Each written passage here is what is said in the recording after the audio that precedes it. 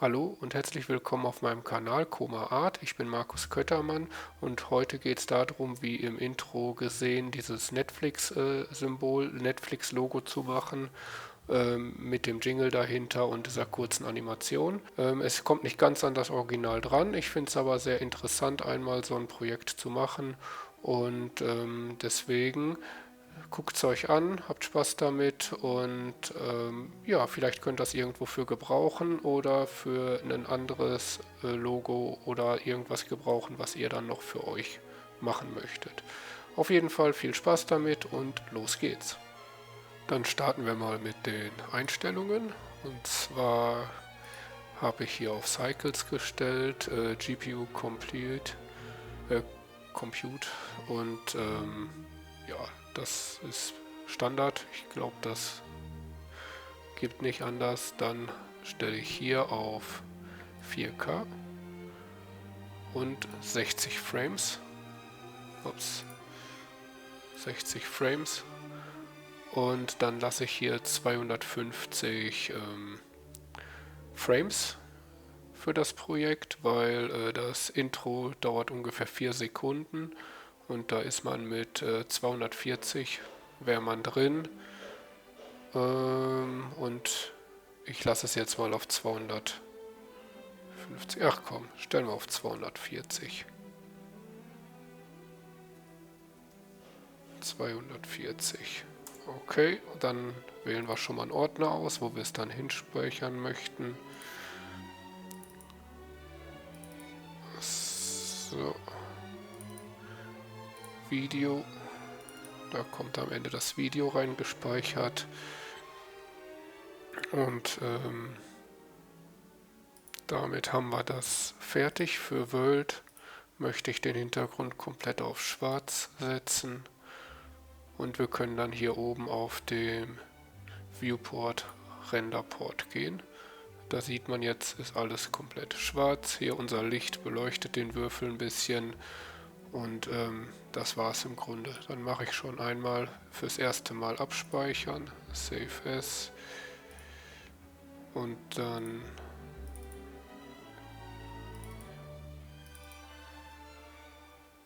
gehen wir hier hin und sagen Netflix Intro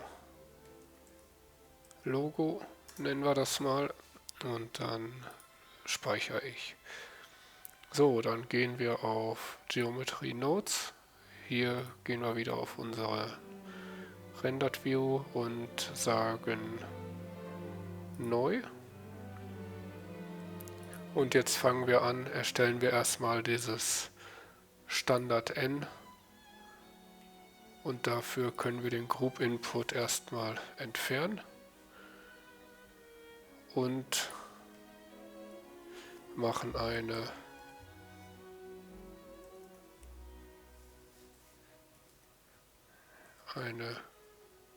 Curve Line hinzufügen. So, und die müssen wir dann transformieren. Sagen A, Transform Geometry. So, und gehen von Curve auf Geometry. Ups. Und von hier nach da.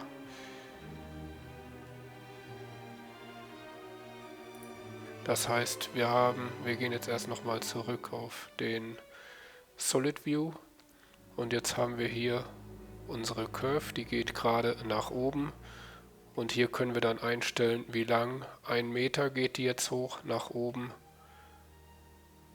und genau gerade. Jetzt müssen wir den zweiten hinbekommen, der soll dann quasi hier runter gehen, um dann den zweiten Strich vom N hinzukriegen. Dafür machen wir eine Instance on Point, brauchen wir dafür. Instance on Points.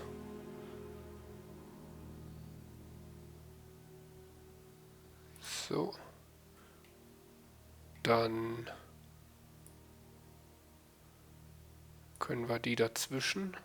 Jetzt ist erstmal wieder alles weg. Und können dann sagen, wir brauchen wieder eine Curveline.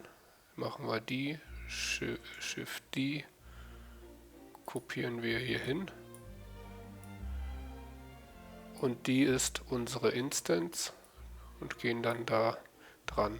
Und jetzt tut er quasi von dieser hier direkt an die nächste mit anfügen, auch wieder 1 Meter. Und den müssten wir dann drehen, weil wir wollen ja, dass der dann runterkommt, und sagen dann 160 Grad soll der gedreht werden. Und jetzt dreht der beide. Und dafür müssen wir jetzt noch einen Endpoint Selection hinzufügen. Dann Start Size nehmen wir 0 und der geht dann auf Selection. Und jetzt haben wir nur die zweite Linie. Der beginnt quasi hier am Endpunkt und endet dann hier. Und den wollen wir natürlich dann beide gleichzeitig sehen. Deswegen müssen wir hier hinten eine Join Geometry hinsetzen. Und der hier geht quasi auch da durch. Und jetzt haben wir den ersten Strich und den zweiten Strich.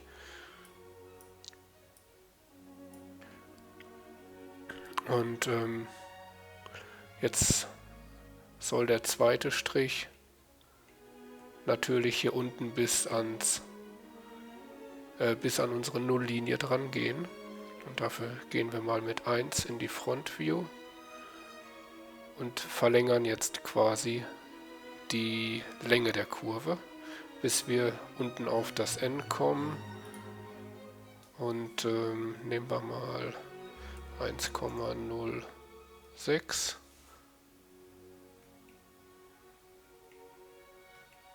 Da fehlt noch ein bisschen.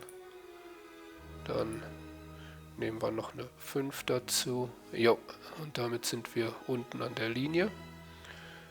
Damit wäre die zweite Linie quasi erstellt vom N. Und das heißt, wir brauchen noch eine dritte. Dafür nehmen wir wieder diese hier, die beiden, Shift die, und setzen die weiter. Und hier sagen wir jetzt, hier brauchen wir jetzt, weil das noch einen Follow-up, einen Realize Instance. Und dann gehen wir von hier noch da rein, von hier nach da, von hier nach da. Und jetzt fügt er quasi genau hier dran mit derselben Gradzahl. Aber das wollen wir nicht. Der soll ja wieder normal nach oben gehen. Und deswegen können wir hier 0 einfügen. Und damit geht er wieder ganz normal nach oben. Und dann müssen wir hier die Länge wieder auf 1 stellen. Dann ist hier oben das N zu Ende. So, damit haben wir das und dann müssen wir hier die Selection noch einmal mit rüberziehen, damit der hier auch den Endpunkt und den Anfangspunkt komplett richtig hat. So, damit haben wir hier unseren Anfang und dann hier unseren Mittelteil für die anderen beiden Kurven. Und jetzt möchte man natürlich für ein N noch, dass das Mesh ergibt, also dass wir da mehr sehen. Und dafür fügen wir jetzt eine Curve to Mesh ein und sagen, wir brauchen noch eine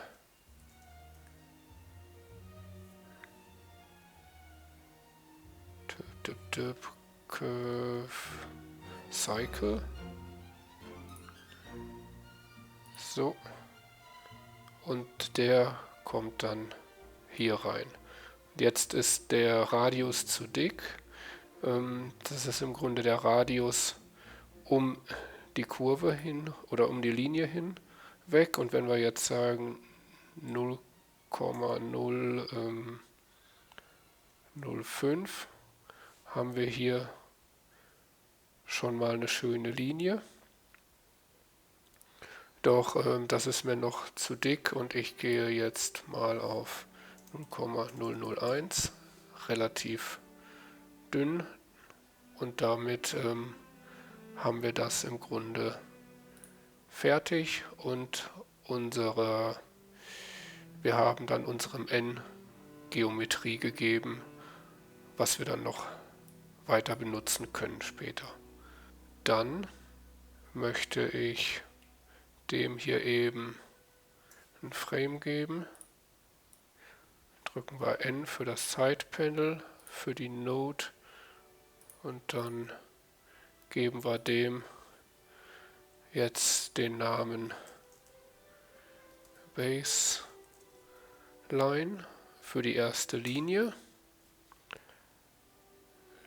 Dann machen wir wieder ein Frame.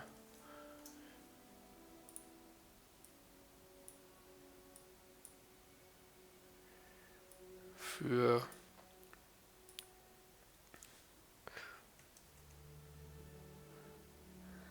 Next Two Lines für die beiden weiteren Linien.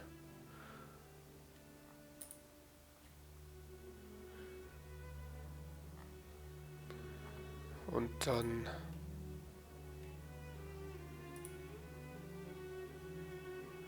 machen wir noch ein Frame.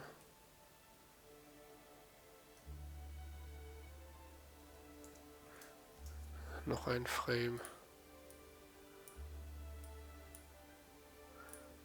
Und den nennen wir einfach nur Mesh. Und damit haben wir schon eine einigermaßen Grundaufteilung. Jetzt soll das N für Netflix natürlich noch ein bisschen dicker werden. Und dafür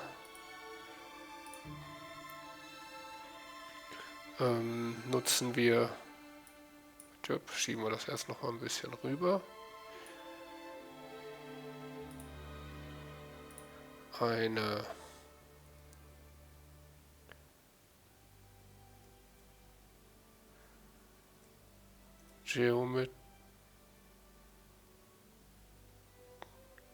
Geometry to Instance, da ist sie.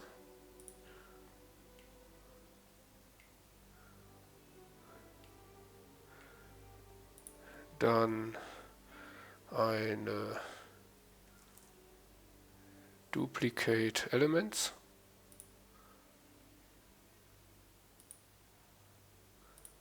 Und eine Set Position. So. Und jetzt cutten wir die mal eben. Und dann gehen wir hier in die Geometry rein und von hier in die Geometry. Dann ändern wir von Point auf Instance und wir gehen hier auf Geometry und von hier gehen wir dann nach hier. Damit haben wir unsere erste Linie erstmal wieder und dann kann man jetzt hier über Amount festlegen, wie viel der jetzt dupliziert, aber jetzt dupliziert der alle auf der ersten Linie Und das wollen wir natürlich nicht. Also müssen wir das verschieben. Und dafür brauchen wir eine Mass-Node und eine Combine XYZ.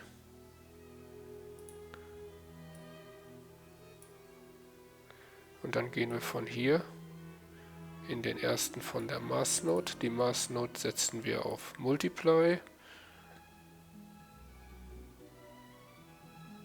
Und dann gehen wir von dem auf X, weil wir wollen ja auf der X-Achse verschieben und sagen dann von hier aufs Offset. Und jetzt macht er die jeweils um 0,5 Meter weitersetzen. Das heißt, er ist 1 Meter lang und setzt 0,5 Meter weiter. Und wenn wir jetzt hier sagen 0,3, setzen wir die 0,3 Meter weiter. Und wir wollen die natürlich jetzt ziemlich eng haben, also sage ich mal 0,01. Damit sind die schon ziemlich eng zusammen. Und jetzt haben wir 7 Stück und jetzt kann man das dementsprechend erhöhen, wie man möchte, oder reduzieren, wie man möchte. Dann gibt es noch die Möglichkeit zu sagen, dass wir noch eine Mass-Node hinzufügen. Und die nehmen wir dann, wo ist es? Greater than. Und da gehen wir von hier in den zweiten und dann auf Selection. Und wenn ich jetzt den hier hoch, tut er es bis zu dem Maximum erhöhen oder runter. So kann man das dann auch noch variieren oder im Nachhinein animieren, wenn man da was in der Richtung machen möchte. Wir brauchen es jetzt im Grunde nicht. Ziehen wir mal hoch. Wir lassen es mal mit drin, damit ihr das mal gesehen habt. Und das ist jetzt im Grunde das, womit wir jetzt die Linien erhöhen. Jetzt gehen wir von hier noch auf die Points und sehen, dass wir das dann jetzt verdoppelt haben. Und so kommen wir unserem n immer näher. So, jetzt geben wir dem noch einen Namen und nennen das Ding dann Duplicate. So, machen wir wieder ein Frame hinzufügen.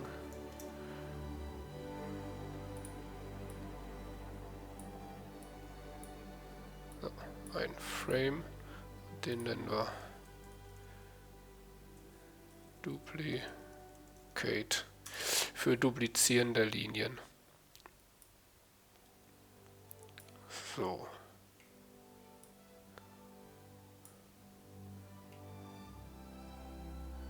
Damit ist der Grund gelegt für unser n. Nun wollen wir natürlich noch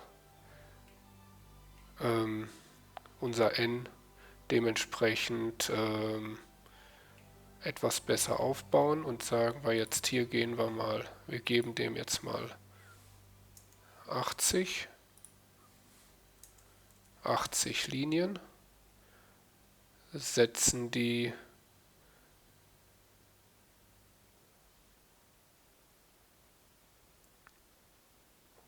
auf 0,002 zusammen. Dadurch sind die wirklich sehr eng zusammen. Und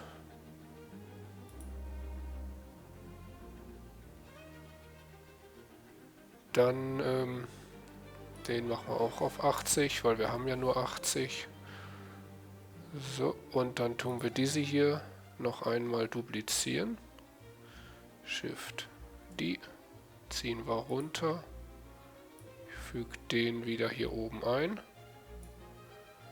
und den auf Z.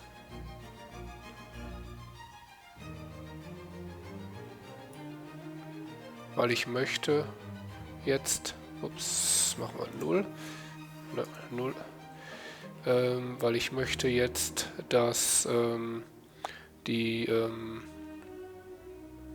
das N von Netflix ist hier unten nicht ganz gerade.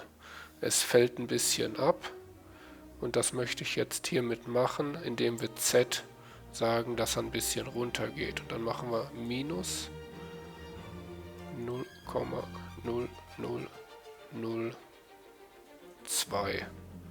Und so haben wir hier ein eine leicht abfallende Schräge mit drin. Original geht das Netflix eigentlich hier ein bisschen hoch und hier ein bisschen wieder runter. Und genauso hier oben umgedreht, hier runter, hier hoch. Das habe ich nicht ganz hinbekommen. Könnt ihr gerne mal gucken, ob ihr da was findet, wie man das besser machen kann. Aber so finde ich es schon ziemlich interessant. Dann der nächste Punkt ist, dass die sind jetzt natürlich hier auf derselben Stelle von der Höhe und das möchte ich natürlich jetzt noch etwas bearbeiten und dafür mache ich jetzt hier den y-Wert auf minus 0,002 und dasselbe hier auch auf minus 0,002. Damit hole ich jetzt hier den hier nach vorne. Wenn man jetzt seitlich geht mit 3, sieht man, dass das jetzt davor hängt. Und dasselbe mache ich jetzt mit dem hier unten dann auch nochmal. Das heißt, den hier habe ich vorgezogen und den schiebe ich wieder zurück. Und hier unten auch. Und damit habe ich die Linie hier, diesen hier hinten, den hinten und den hier habe ich vorne davor. Und damit haben wir das N fast fertig. Jetzt müssen wir natürlich noch ein Material geben und dafür mache ich hier ein, wie heißt das nochmal, Set Material. So. Und dafür müssen wir jetzt hier das Material erstellen. Das heißt, wir bleiben auf unserem Cube und sagen, wir gehen in den Shader Editor und geben dem hier einfach eine Farbe. Dafür habe ich jetzt eine rausgesucht und zwar die E7 0D 11FF. So, und die kopiere ich noch einmal. Dann mache ich die Roughness auf 0,3. Emission gebe ich dieselbe Farbe. Und die Strengths mache ich auf 0,4. So. Damit haben wir die Farbe. Ich nenne die jetzt mal Red für Rot. Und dann können wir wieder zurückgehen in den Geometry Nodes Editor und wir können jetzt hier die Farbe Red aussuchen. Und wenn wir jetzt auf den Shader Editor gehen, haben wir jetzt hier unser rotes N für Netflix. Und damit wir da noch ein bisschen Varietät reinbekommen, möchte ich jetzt natürlich noch ein Licht hinzufügen. Und da sage ich jetzt mal A. Light, Area Light. Den ziehe ich jetzt nach oben. GZ. So, ein bisschen drüber. Dann scalen wir den mal ein bisschen kleiner. Und dann noch Scale Y. So. Und dann machen wir mal G X dann ungefähr nach da. Und jetzt möchte ich, dass das leicht von vorne angestrahlt wird. Deswegen machen wir noch bei Position Rotation X auf 2 Grad. So. Damit wird das hier leicht angeschienen und es bekommt hier diese Kante, wie es bei Netflix auch gibt, und halt eben einen Schimmer, dass das N ein bisschen unterschiedlich ist. Dann machen wir dasselbe noch einmal. Machen wir 1 Grad, 2 ist vielleicht zu viel, machen wir 1 Grad. So. Ja, das gefällt mir besser. Dann gehen wir auf 1, Shift D, gehen nach rechts, auch wieder ungefähr da auf die Kante. Dann machen wir GZ.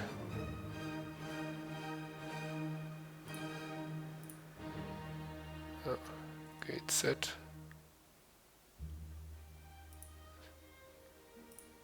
Okay. Dann machen wir hier Rotation 180 ist genau gedreht und dann machen wir 179. So. Und dann ist es genau andersrum. Und dann haben wir hier einmal von hier oben bestrahlt, einmal von hier unten und das Standardlicht machen wir aus. So haben wir nur das Bestrahlen von den beiden Lichtern. Das heißt, Farbe haben wir, Beleuchtung haben wir, soweit alles fertig. Jetzt geht es dann dran ans Animieren. Und dafür starten wir jetzt erstmal. Das N erscheint ja im Grunde und geht dann am Ende wieder weg. Und dafür habe ich schon ein bisschen rausgetüftelt.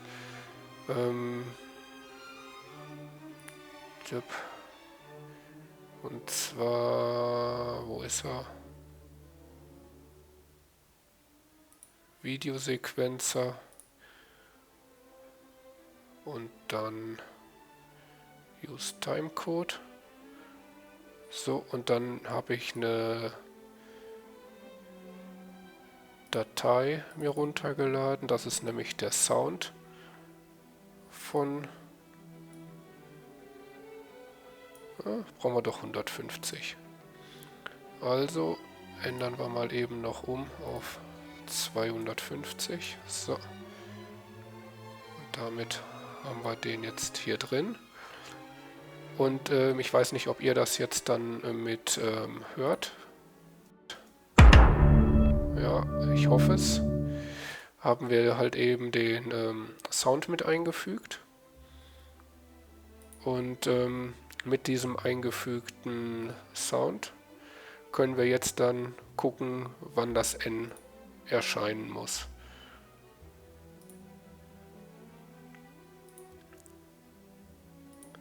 So, dann heißt das, wir gehen hier wieder zurück auf Geometry Nodes. Drücken mal eben N, dass das Side Panel weg kann. Und jetzt soll natürlich das N hier erscheinen am Anfang. Ja, Ton funktioniert. Und der Ton kommt hier ungefähr bei 25. Das heißt, wir gehen jetzt hier auf unsere Baseline.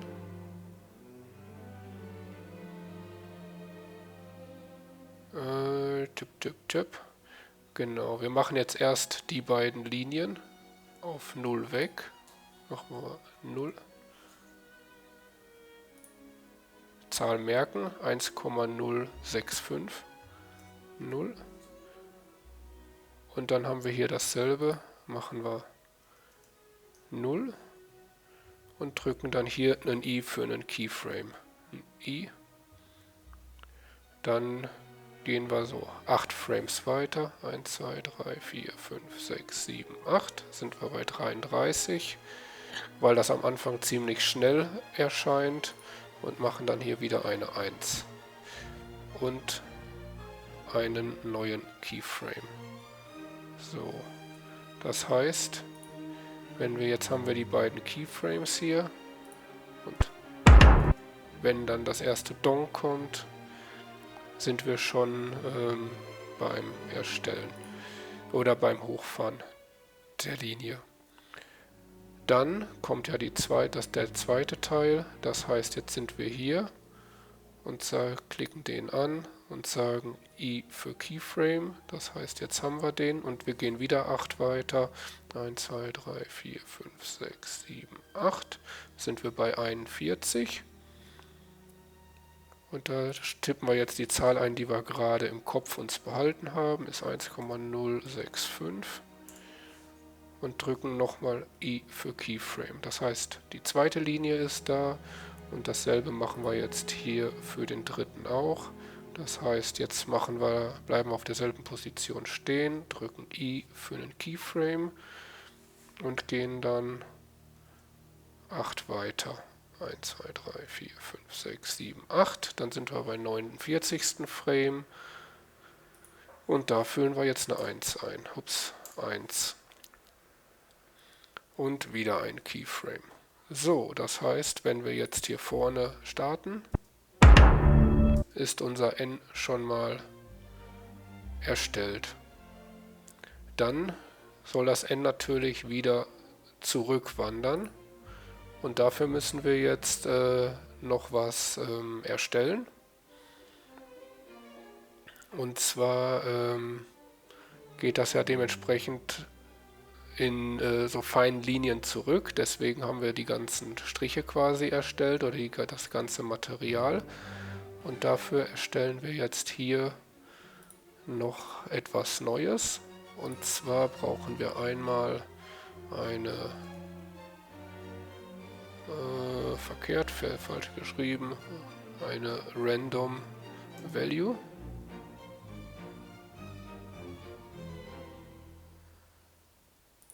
So, und eine Combine XYZ noch einmal. So, da wir ja alles hier nur in der Z-Achse machen, brauchen wir die Z-Achse. Und die anderen lassen wir auf 1 stehen. 1. Und gehen dann hier drauf. Z ist 0, also wäre das weg. Und wenn ich jetzt den da drauf mache, mit der Option hier Float, sieht man, bekommen wir hier schön die Linien 0, 1. Und es soll am Anfang ja beides auf 1 sein. Dann sind beide oben und wenn wir beide auf 0 setzen, sind beide auf 0, sind beide weg. Und deswegen sagen wir jetzt ungefähr beim 100. Frame, fangen wir jetzt mal an, soll das dann weggehen. Das heißt, wir machen jetzt die beiden hier einen Keyframe.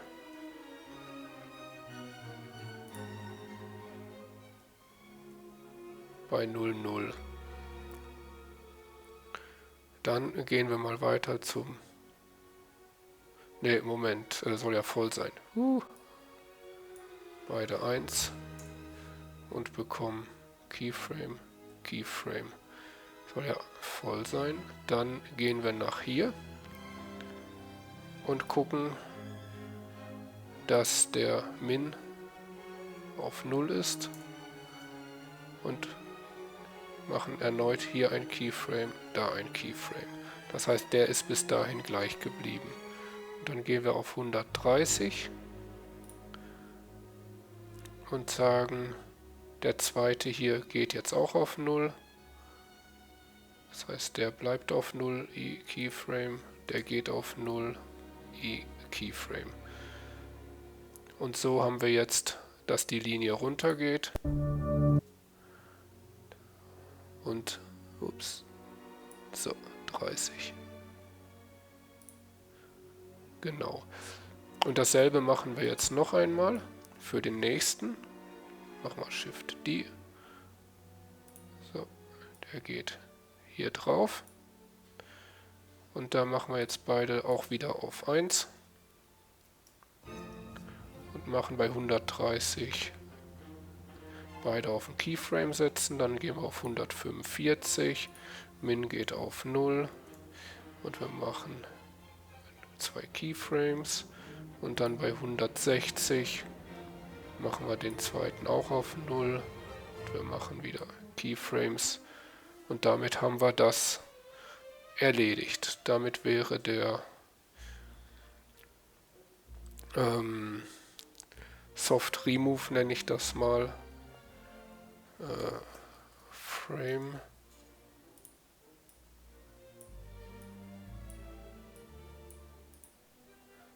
den nennen wir mal Soft Remove, womit das dann quasi zurückgezogen wird. Und dann müssen wir jetzt noch, der letzte Buchstabe oder der letzte Teil des Buchstabens geht ja nicht auch runter und zurück, sondern der splittet sich ja auf, der geht auseinander. Und dafür mache ich jetzt noch was dazu. Und dafür fügen wir jetzt hier nochmal wieder eine Random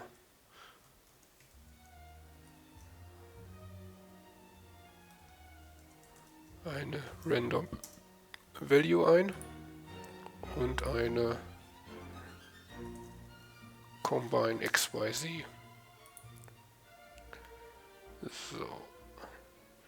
Die beiden lassen wir auf 0, weil die sollen jetzt nicht beeinflusst werden. Und wir sind jetzt ja auf der X-Achse, also die sollen auf der X-Achse rechts, links wandern. Dafür gehen wir jetzt dann mit dem Value auf X und sagen dann beide erstmal auf 0. Das heißt, es verändert sich nichts und wir gehen hier oben auf Position.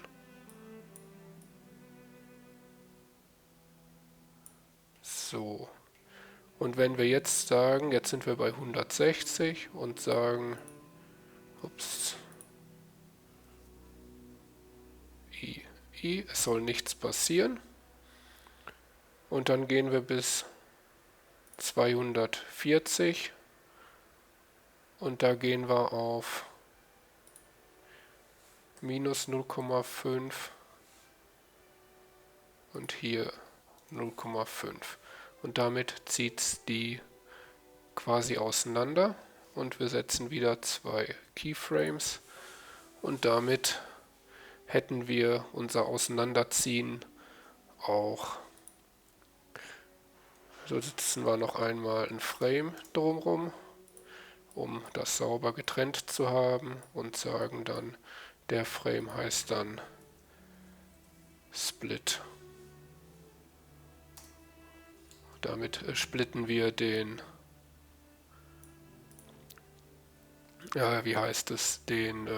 das N.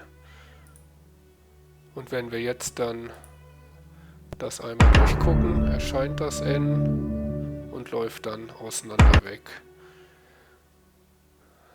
Damit wäre das so die Grund. Jetzt müssten wir, jetzt gehen wir mal, wo war es? Ungefähr da ist das N komplett und nehmen mal die Kamera mit 0 und die wollen wir jetzt natürlich mittig vors N setzen und da habe ich mir dann schon Werte für rausgesucht. Das alles ist 0, dann hier 0, hier kommt 90, so, dann der ist 0,3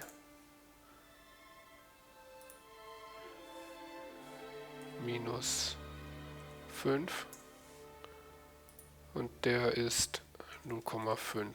So haben wir das N ziemlich mittig im Bild.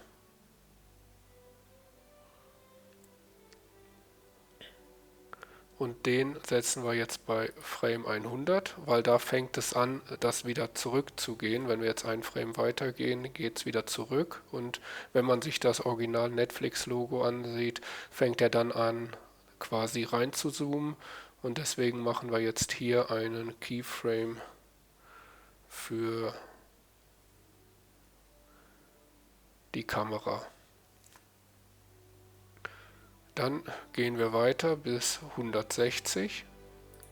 Da sind jetzt die beiden Teile des Buchstaben weg und wir gehen dann hier nur noch auf -3. Das heißt, wir sind ziemlich dicht dran und geben dann hier auch ein I für einen Keyframe. Und dann soll er bis 240 reinzoomen und da gehen wir dann hier bis auf 0. Und das heißt 0 und dann wieder ein Keyframe. Und damit haben wir dann durch die, wenn das dann auseinander geht, der Buchstabe oder der Teil des Buchstaben, und wir zoomen dann dabei rein und dabei kriegen wir dann ein bisschen dieses Feeling, wie das bei dem Netflix-Logo auch ist. So, dann machen wir noch einmal die Animation, wie sie jetzt aussieht. Es kommt das Dong-Dong, das N erscheint, es geht zurück, wir zoomen rein und fertig. Und jetzt haben wir noch eine Sache, jetzt sind alle Teile quasi rot. Und bei Netflix, bei dem Netflix-Logo sind das so rot, blau, lila Töne am Ende. Und dafür möchte ich jetzt noch in den Shader Editor gehen. Und dafür fügen wir jetzt, wir gehen auf den Cube. So.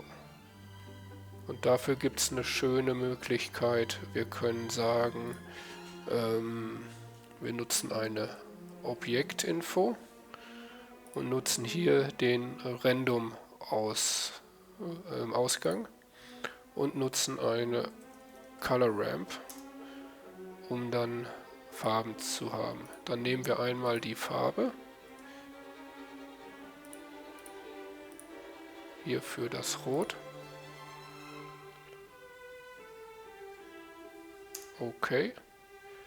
Und dann einmal für die zweite Farbe möchte ich einen lila Ton haben. Und dann nutze ich A00D FF. So. Damit haben wir einen schönen lila Ton. Und wenn man das jetzt hier, ups, nein, so nicht, den Random und dann den Color-Ausgang zu Base und zu Color nimmt, haben wir dann hier unterschiedliche Farbverläufe zwischen Rot und Lila. Und den wollen wir jetzt natürlich nutzen und ich möchte, dass aber mehr Rot ist. Und das heißt, wir nehmen hier den roten,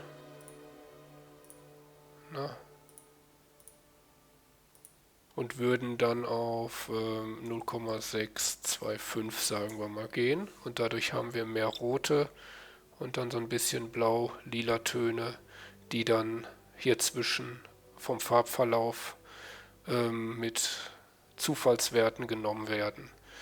Da das N aber dann komplett am Anfang erstmal rot ist, wollen wir natürlich am Anfang rot haben und deswegen setzen wir jetzt bei 240, soll es ja im Grunde den Wert haben. Und da setzen wir für die Color Ramp einen I.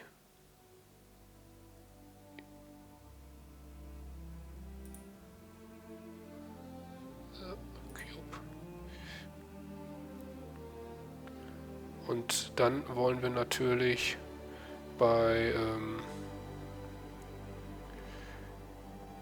dem Frame 200, bei dem Frame 160 wollen wir dann natürlich, dann fängt das an auseinander zu gehen, alles rot haben, weil wenn wir jetzt daneben klicken, sehen wir, dass das jetzt ziemlich wild aussieht von der Farbgebung her und wir wollen das ja komplett rot haben und dann nehmen wir 0,999, das ist im Grunde komplett rot und setzen dann hier wieder einen Keyframe.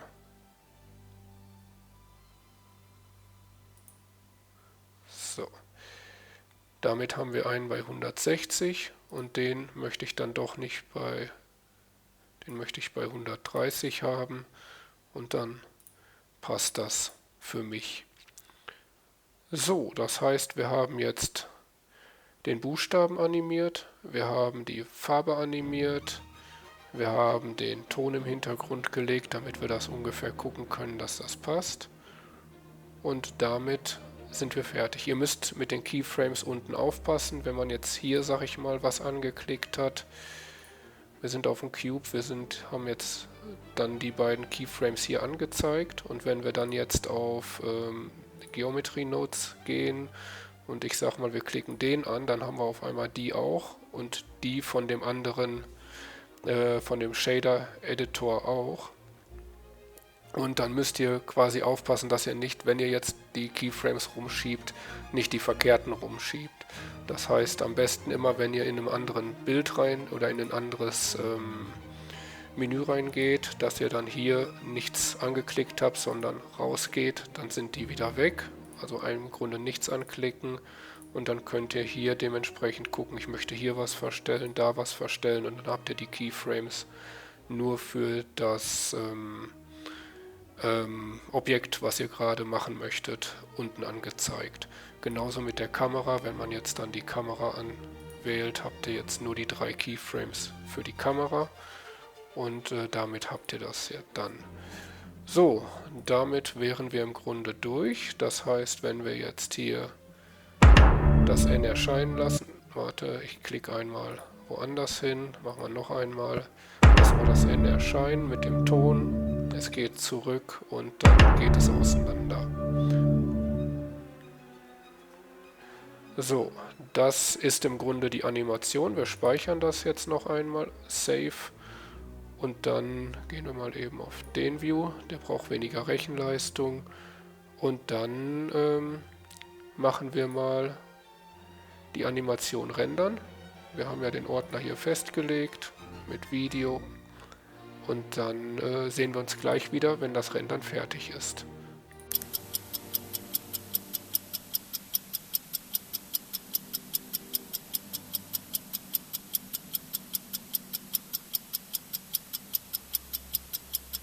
Beim Rendern ist mir jetzt noch ein Fehler aufgefallen und deswegen habe ich das Rendern abgebrochen. Und zwar sieht man jetzt, der geht gleichmäßig zurück und nicht in Streifen wie beim ersten Teil. Und der zweite soll ja auch in Streifen zurückgehen. Und wie heißt es, die Random Value und die Combine XYZ ist alles korrekt, bloß müssten wir hier oben noch eine Node hinzufügen, und zwar diese hier, dass das als Instances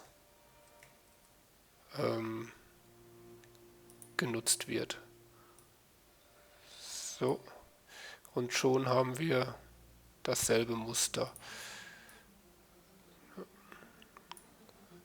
So, und dies war jetzt ein kleiner Zusatz, was ich gerade verkehrt gemacht habe. Das hätten wir hier mit einbringen müssen, als ich die Soft Remove gemacht habe. Aber das habe ich vergessen und deswegen ohne dieses funktioniert es nicht richtig. Also muss mit eingebunden werden. So, und mit dieser Information speichern wir noch einmal ab. Save. Und ich rendere dann noch einmal. Allerdings gucke ich eben, bis wohin ich war mit dem Rendern. Nehmen wir 129. Das heißt, wir nehmen jetzt den Startframe 129 und dann macht er nur ab da weiter, wo es dann hier wieder weitergeht. Das heißt, genau ab da ist der fast unten und macht dann weiter. Das heißt, wir haben nur noch ungefähr die Hälfte, was gerendert werden muss.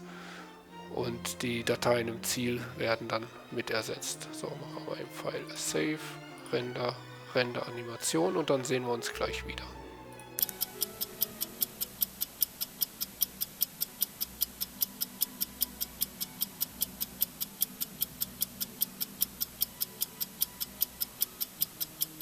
Dann sind wir jetzt mit dem Rendern fertig. Wir haben alle 250 Frames geschafft.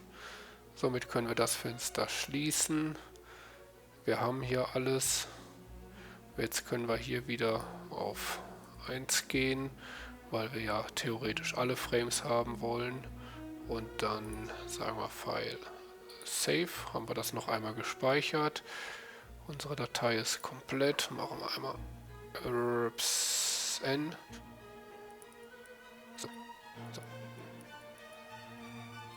So, und das wäre jetzt der komplette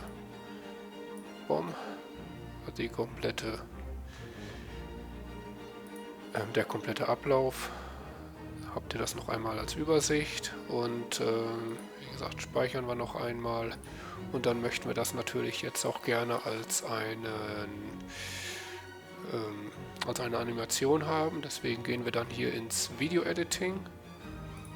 So, und hier habe ich immer Probleme mit dieser Zeit-Timeline. Ich nutze immer dann, nehme den Timecode immer raus und habe dann die normalen Frames.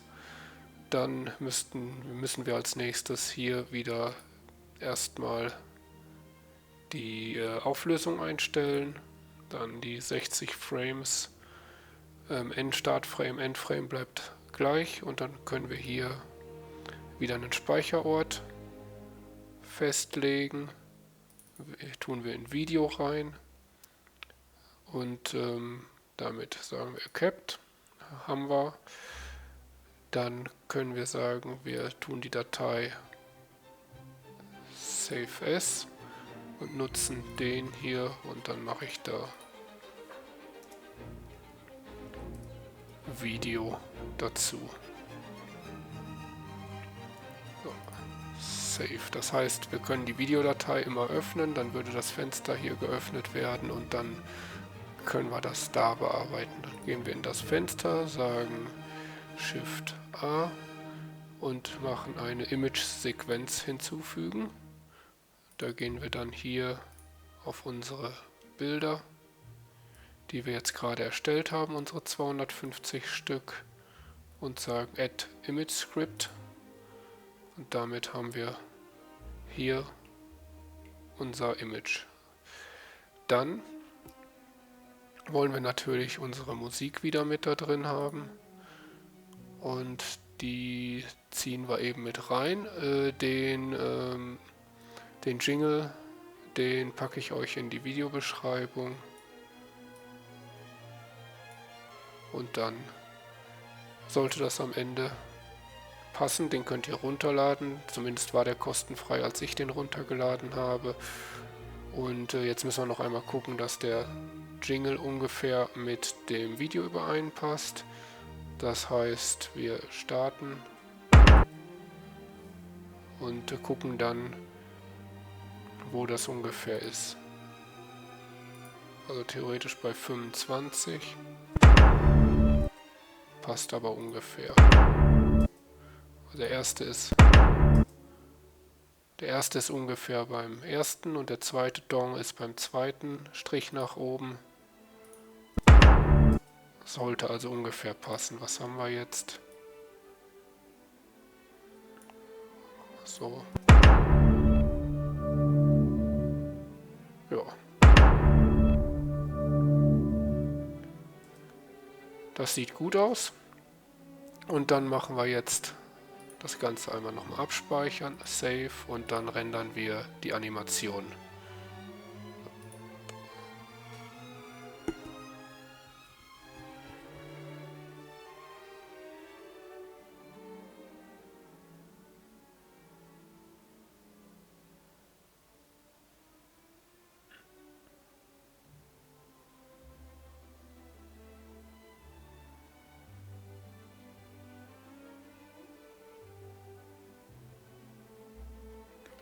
Alle 250 Frames durch. Können wir das Fenster wieder schließen.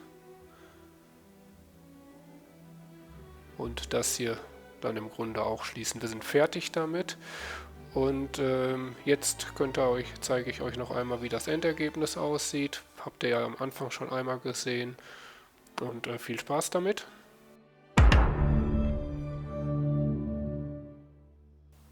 Das war's dann für heute mit dem Video. Wir haben hier das schöne Netflix-Symbol oder Netflix-Intro-Logo erstellt. Und ich hoffe, ihr hattet Spaß damit, ihr konntet damit was anfangen. Und dann sehen wir uns beim nächsten Video. Vergesst nicht zu liken oder mir einen Kommentar dazulassen. Und bis dann. Tschüss.